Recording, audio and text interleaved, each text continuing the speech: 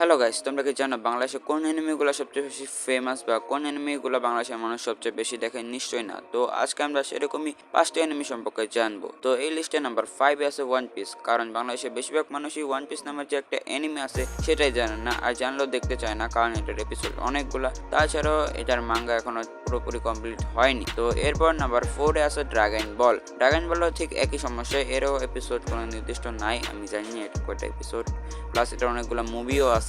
তো যাই হোক, এরপর নাম্বার 3 এ আছে সোলো লেভেলিং। সোলো লেভেলিং তার যে মূলত সিজন 2টা আছে সেটা দিয়ে বাংলাদেশে একটা ভালোই ফ্যান বেস ক্রিয়েট করছে।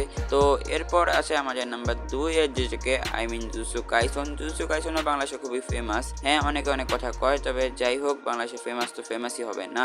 এরপর নাম্বার 1 এ আছে নারুটো। নারুটো বাংলাদেশের প্রতিটা এনিমি ফ্যানই কম বেশি দেখছে, আবার অনেকে নারুটো তো শেষ করে ফেলছে।